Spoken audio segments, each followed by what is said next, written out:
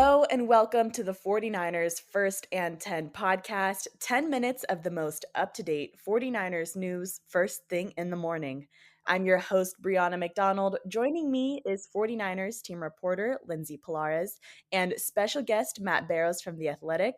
Matt, thank you for joining us today and happy draft week. Yes, happy draft week. Thank God it's here. I'm getting a little tired of speculating on what the 49ers could do with their draft class. It'll be nice to actually see some action. Right, absolutely. Well, the 49ers will get ready to make their first pick in just a few days, and we are going to preview the 2024 NFL Draft in this episode. But before we do that, I wanted to start with a pretty incredible story that Lindsay, you actually highlighted on Friday. 49ers quarterback Brock Purdy helped save a life. Is that so? That is what onlookers of the event definitely said.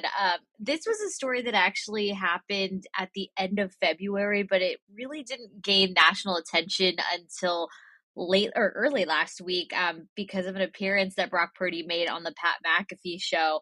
Um, to summarize, he had a campaign with John Deere. Brock Purdy was in a commercial along with Colton McKivitz, his fellow offensive lineman. They're participating in a brand campaign to find John Deere's next influencer. They're calling it the Chief Tractor Officer.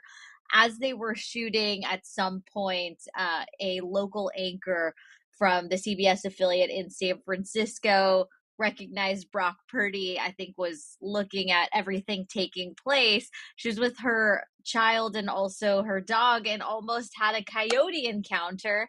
And Brock Purdy was actually able to help her avoid that just by screaming, "Yo, coyote!" And kind of scared off it sounds like a pretty large coyote that she didn't notice it was kind of headed right for her and her dog and her child. So she actually spoke about that on TV back in February when it happened, but like I said, really didn't hit the major airwaves until about Tuesday of last week.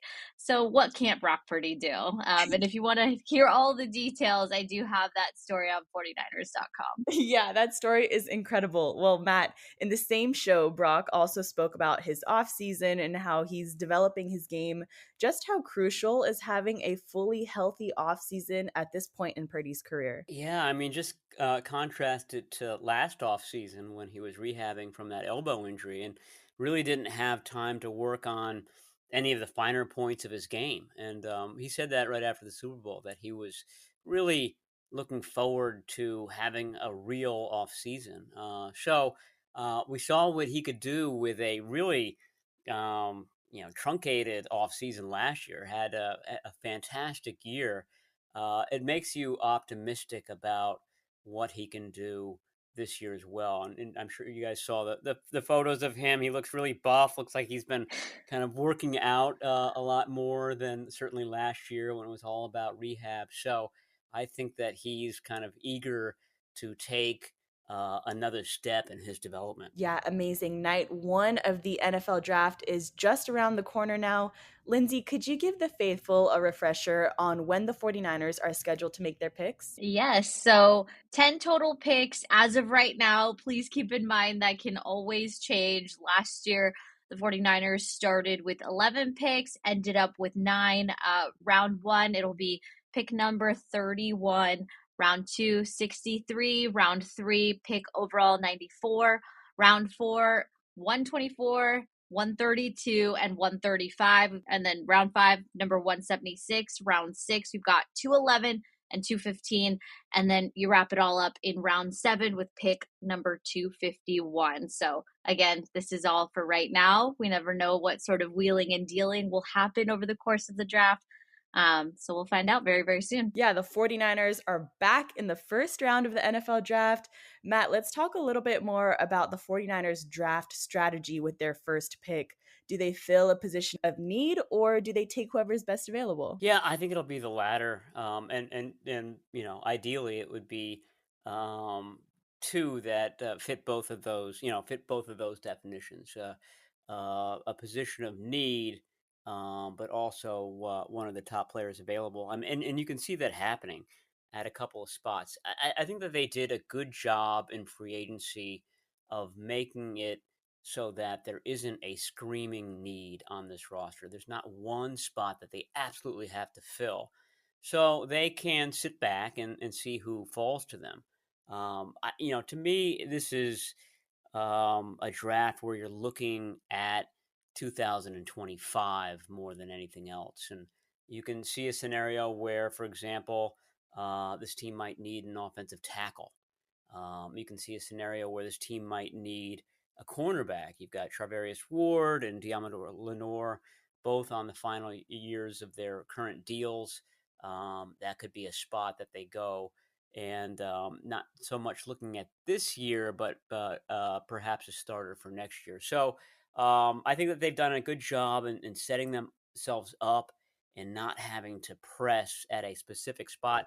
It is a deep draft in offensive tackles. You would want to take advantage of a rare draft that's deep, particularly at that position, which is usually very hard to find. So I'd be mildly surprised if one of their first three picks isn't an offensive tackle. Yeah, offensive lineman at number 31 specifically has been the talk of the town, but in your latest mock draft on The Athletic, you predicted a defensive tackle. Could you tell us a little bit more about your move in the first round and how the 49ers could benefit from adding to their D line? Well, one of the reasons is because the 49ers can never turn down a good defensive lineman. They seem to just draft one every year, and to keep not just the starting line really good, but Chris Kocurek likes to have that second line excellent as well. And this would be a young this guy that I picked, Jerzon Newton from Illinois, is basically a young Javon Hargrave, very very similar type of player. So you could see why the 49ers would be attracted to him. But other than that, I think that um, probably the first wave of offensive tackles is going to be gone by then. And the 49ers seem to be looking at guys that they could take with that second pick, which of course is late in the second round, almost a third round pick.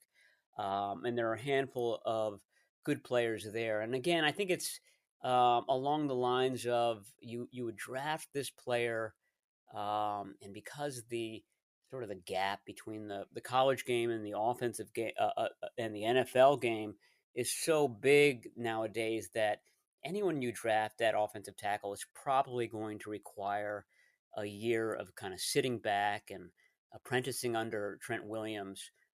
So if you did that in the second round, you conceivably would have somebody who's ready to go, ready to step into a bigger role in 2025. And Lindsay, you've been keeping up with mock drafts from around the NFL for a while now, with that first round pick being the highlight of the 49ers offseason.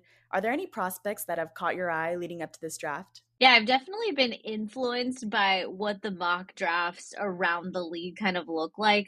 But I really have taken a look at Talisa Fuaga. He's an offensive tackle out of Oregon State. And like Matt mentioned, this draft in particular is very deep when it comes to offensive linemen. There's a lot of tackles available. He was described as someone who's aggressive during his combine workout, a guy that doesn't get beat. I thought this stat was particularly impressive. 0 sacks allowed in 694 pass blocking attempts, and that's from Pro Football Focus. He has a ton of experience at right tackle, started 25 of his 39 college games at right tackle.